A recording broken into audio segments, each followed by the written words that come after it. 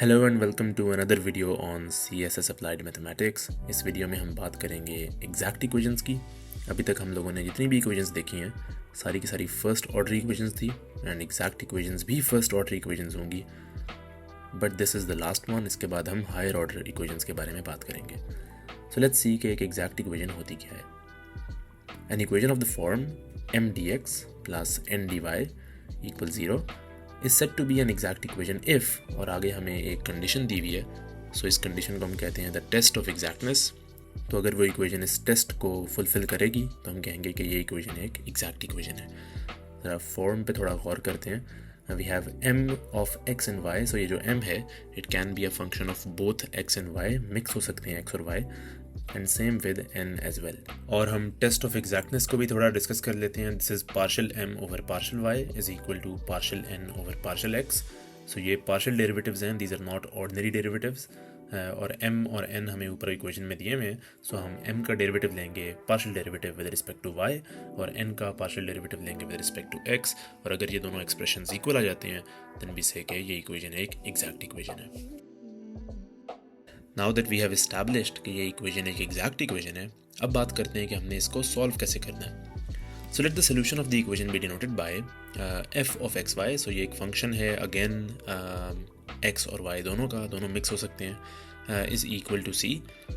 और f को निकालने के लिए हमारे पास दो अप्रोचेज़ हैं। जो पहली अप्रोच है उसमें हम m को यूज़ करेंगे और दूसरी अप्रोच में हम n को यूज़ करेंगे। इन द फर्स्ट अप्रोच जो f है, f of x y is equal to the integral of m।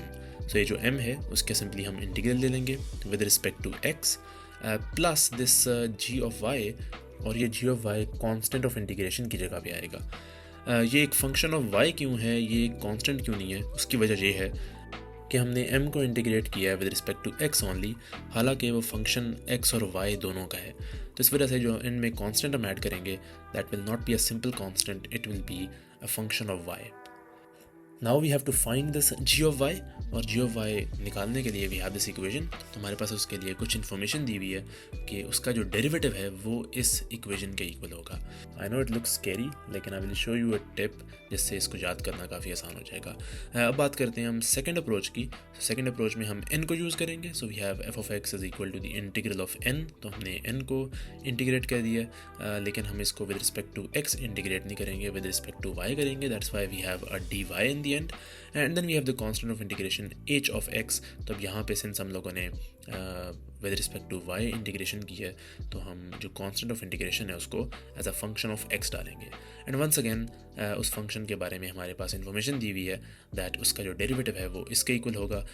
You can pause the video here and you can compare the two methods and you will see कि जहाँ m था वहाँ n आ गया है, जहाँ y था वहाँ x आ गया है, and those are the only things that have changed। वैसे ये दोनों equations बिल्कुल सेम ही हैं।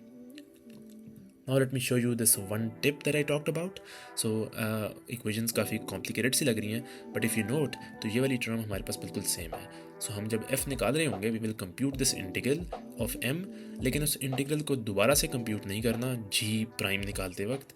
जो उसका आंसर आएगा वही यहाँ पे बस प्लग इन कर देना है। Same case with n as well, तो these two terms are the same. जब f निकाल रहे होंगे तो हम इंटीग्रल ऑफ n लेंगे, तो उसको ही हम दोबारा से रीयूज़ करेंगे in the second equation, so we don't have to do that again and again. So that's all there is for the theory. Now let's look at some examples. So example number 1, we have this equation, और जो चीज़ें हमें चाहिए उनको मैं इस red box के अंदर डाल देता हूँ। हमारे पास एग्जैक्ट इक्वेशन भी है, टेस्ट ऑफ एग्जैक्टनेस भी है, और अभी हम जो दोनों अप्रोचेस थी उसमें से पहली वाली अप्रोच यूज़ कर रहे हैं। हम m को यूज़ करेंगे to find this function f। सबसे पहले आइडेंटिफाई करते हैं कि m क्या है और n क्या है। सो dx के साथ जो भी चीज़ लगी होगी दैट इज़ m, और जो dy है उसके साथ जो भी चीज़ लगी होगी दैट इज़ n। सो अब हम लोगों ने आइडेंटिफाई कर लिया। Now let's check the test of exactness कि क्या partial m over partial y partial n over partial x का इक्वल आएगा या नहीं आएगा। So that's what I am going to do in this step.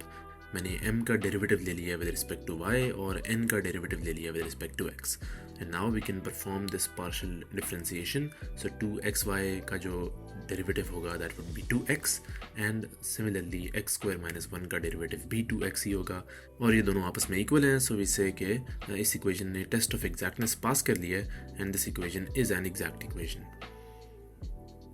And these are partial derivatives. अगर आपको partial differentiation भूल गई है, so let me remind you कि अगर हम with respect to y derivative ले रहे हैं तो हम x को एज अ कांस्टेंट ट्रीट करेंगे, एंड सिमिलरली अगर हम with respect to x derivative ले रहे हैं तो हम y को एज अ कांस्टेंट ट्रीट करेंगे, एंड जस्ट लाइक दैट सारे कांस्टेंट्स के रूल्स अप्लाई होंगे and we get these derivatives. Now let's work on finding the solution. हमारे पास दो अप्रोचेस थी। हम पहली वाली अप्रोच यूज़ करेंगे जिसमें हम m का इंटीग्रल लेते हैं। सो इस केस में m is 2xy, so we can just integrate 2xy with respect to x of course, and plus the constant of integration जो कि इस केस में a function of y है, and this is a very simple integration। 2xy का integral होगा x square y, and now all we need to do is find this g of y। इस expression को हम save कर लेते हैं। जब हम g of y निकाल लेंगे तो उसको हम वापस यहाँ पे प्लग इन कर देंगे। To find g of y हम इस वाले एक्सप्रेशन को यूज़ करेंगे जिसके साथ एरो लगा हुआ है। जी प्राइम की इन्फॉर्मेशन हमें दी हुई है, एंड प्लीज़ नोट मैंने पहले बताया था कि सिंस ये जो m है इसका इंटीग्रल हमने फाइंड किया, it is x square y, और यही चीज़ हम लोगों ने यहाँ पे यूज़ करनी है। So we can just plug x square y in this place. So g prime of y is equal to n which is x square minus 1 minus the derivative of this x square y जो कि हमने अभी निकाला था, and x square Y का जो derivative है with respect to y वो एक्स स्क्वायर होगा, क्योंकि हम एक्स स्क्वायर को एज अ कांस्टेंट ट्रीट कर रहे हैं। This is a partial differentiation with respect to y, and these x squares will cancel each other out, और हमारे पास जी प्राइम ऑफ वाई की वैल्यू आ गई -1। जी प्राइम जो है वो जी का डेरिवेटिव है, तो जी प्राइम से अगर हमने जी निकालना हो we can just integrate it, और -1 का जो इंटीग्रल होगा that is very simple, we get -y। This is the expression for g of y, और इसको हम लोग यहाँ पे प्लग इन कर देते हैं। हमने जो f निकाला था उसके अंदर सिर्फ जी ऑफ वाई मिसिंग था, and now we have the whole solution. Just a reminder कि f ऑफ एक्स वाई जो है वो सोल्यूशन नहीं है।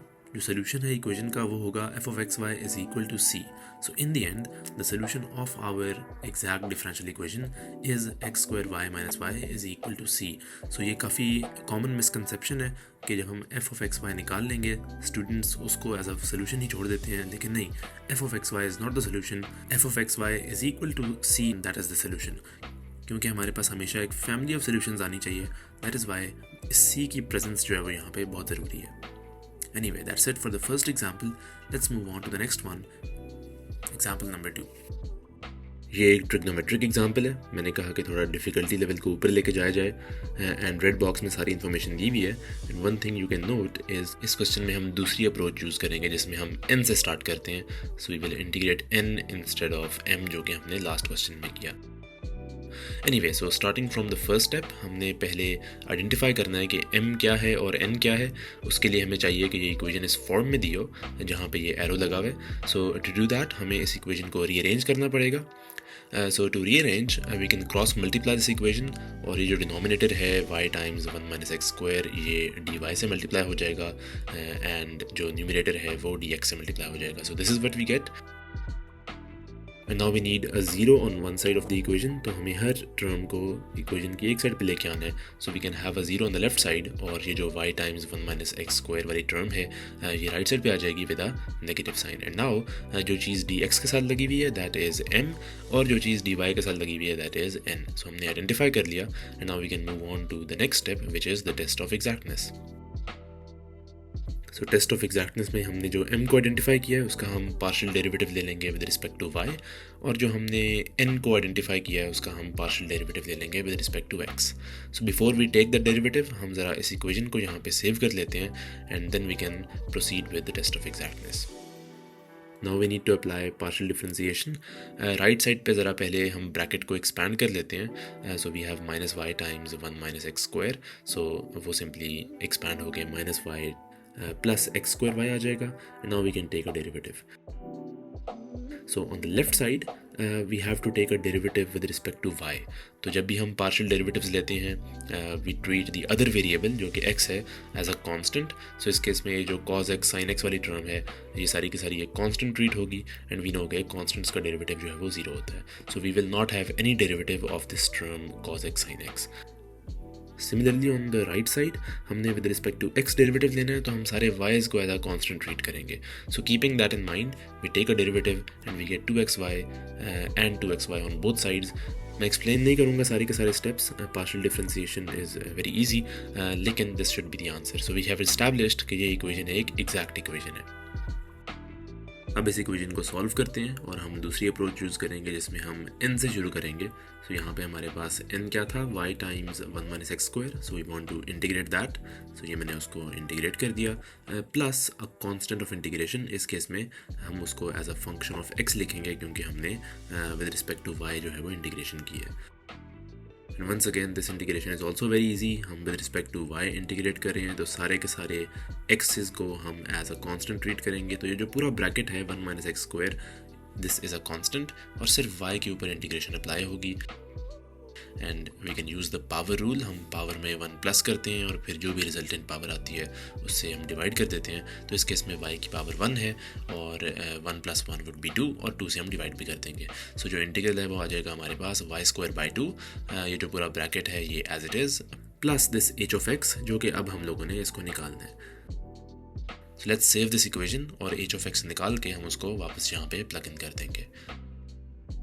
First thing to note is कि हम लोगों ने अभी इस n का इंटीग्रल लिया है। सो n का इंटीग्रल था y square by 2 times 1 minus x square with a negative sign of course, और इस पूरे एक्सप्रेशन को हम लोगों ने यहाँ पे यूज़ भी करना है। सो दोबारा इंटीग्रेशन नहीं करनी, इसको एज इट इज़ यहाँ पे यूज़ कर लें।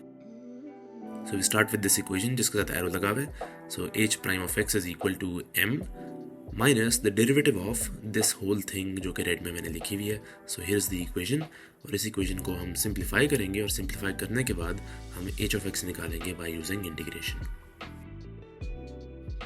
फर्स्ट ऑफ ऑल हम ये पार्शियल डेरिवेटिव ले लेते हैं। So partial derivative with respect to x, उसमें हम y's को एज अ कांस्टेंट ट्रीट करेंगे और सिर्फ x के ऊपर ये डिफरेंशिएशन अप्लाई होगी। सो जो ब्रैकेट के अंदर 1 माइनस एक्स स्क्वायर है, यहाँ पे 1 भी एक कांस्टेंट है, वो भी ख़त्म हो जाएगा, और जो हमारे पास माइनस एक्स स्क्वायर है उसका डेरिवेटिव माइनस 2x आ जाएगा। सो जो चीज़ें मैं चेंज कर रहा हूँ वो मैं रेड में लिख रहा हूँ, एंड बाकी सारी चीज़ें जो इस स्टेप के अंदर चेंज नहीं हुई वो सारी की सारी ब्लैक में लिखी हुई हैं। डेरिवेटिव ले लिया है, अब हम इसको थोड़ा सिंप्लीफाई कर लेते हैं। So we have lots of negative signs, यहाँ पे हमारे पास 2 भी है जो कैंसिल हो रहा है। सो आफ्टर सिंप्लीफिकेशन ये रह जाएगा हमारे पास माइनस एक्स वाई स्क्वायर जो कि इस एक्स वाई स्क्वायर से कट जाएगा, and in the end we get h prime of x is equal to minus cos x sine x। अब हमें इस h प्राइम से h निकालना है, and that's very easy. h prime जो है वो डेरिवेटिव है h का। सो h निकालने के लिए हम सिंपली इसको इंटीग्रेट कर देते हैं with respect to x। So we have this integral minus cos of x sin of x, और इसको सॉल्व करने के काफ़ी तरीके हैं। The one that we will use is u substitution, लेकिन एक और तरीका भी है which is to use double angle formulas from trigonometry. So we know कि sin 2x is equal to 2 times sin x cos x, and we have sin x cos x here. हम simply यहाँ पे एक 2 को introduce कर सकते हैं और इससे हमारे पास ये डबल एंगल फॉर्मूला की फॉर्म में आ जाएगा, and we can use that to integrate. लेकिन इस केस में हम u सब्सटीट्यूशन यूज़ करेंगे, और ये मेथड आपने पहले पढ़ा होगा। इसके सारे स्टेप्स मैं आपको प्रोवाइड कर देता हूँ यहाँ पे, लेकिन I will not explain them. So pause the video here and understand them. और अगर ये मेथड याद नहीं है, maybe you can go to YouTube and write u substitution, और वहाँ पे आपको बेशुमार वीडियोज़ मिल जाएंगी to understand this method. Alright, so अगर समझ आ गई है, सो यहाँ पे हमारे पास h ऑफ x के लिए एक्सप्रेशन आ रहा है cos square x divided by 2। सो इसको हम यहाँ पे यूज़ करते हैं। सो h ऑफ x क्या होगा हमारे पास, cos square x by 2, and that's all we need. इस h ऑफ x को हम वापस इस इक्वेशन में प्लग इन करेंगे और हमारे पास f ऑफ x y के लिए पूरा एक्सप्रेशन आ जाएगा which is minus y square over 2 times 1 minus x square plus this h of x जो कि हमने भी निकाला cos square x over 2। And once again a reminder कि ये f of x y solution नहीं है, एक्चुअली जो सोल्यूशन है वो f of x y is equal to c है। सो हम इस पूरे के पूरे एक्सप्रेशन को इक्वल टू c रख देंगे, and that is our solution. This is a family of solutions, लेकिन हमें यहाँ पे एक इनिशियल कंडीशन भी दी हुई है that y at 0 is equal to 2। So इसका मतलब है कि जब x 0 था तो y की वैल्यू 2 होनी चाहिए, और इसको हम यूज़ करेंगे to find the particular solution out of this whole family of solutions. तो जहाँ जहाँ पे x है वहाँ 0 पुट कर दें, जहाँ y है वहाँ पे 2 पुट कर दें, and we get this expression. और इसको सिंप्लीफाई करने के बाद हमारे पास c की वैल्यू आ जाएगी -3/2। इस c की वैल्यू को हम वापस इक्वेशन में प्लग इन कर देते हैं, and we get this as our particular solution out of the whole family. इस सोल्यूशन को थोड़ा सा सिंप्लीफाई कर लें. What we see here is 2 negative terms and what we also see is कि हर टर्म के डिनोमिनेटर में 2 है, so we can multiply the whole equation by a -2 और -2 से मल्टीप्लाई करने से हमारे पास ये इक्वेशन थोड़ी सी सिंप्लीफाई हो जाएगी and this is our final solution. And that's it for this video. I leave you with some practice questions. जो क्वेश्चन नंबर 1 है वो CSS के पास्ट पेपर से ही लिया गया है and this is from 2018. और जो क्वेश्चन नंबर 2 है that is a little bit difficult, लेकिन इसके साथ मैंने आपको एक हिंट दे दिया. यहाँ पे आपको इंटीग्रेशन बाय पार्ट्स ज़रूर यूज़ करनी पड़ेगी. सो हमने इंटीग्रेशन बाय पार्ट्स पहले 1-2 क्वेश्चंस में की है. Maybe you can revise that and practice that in this question. And if you have any questions of course you can ask in the comments below. Anyways, see you in the next video. Next video भी exact equations के बारे में ही है. Next video में हम ऐसी equations देखेंगे जो कि एग्जैक्ट नहीं है लेकिन उनको एग्जैक्ट बनाया जा सकता है. सो सी यू देयर.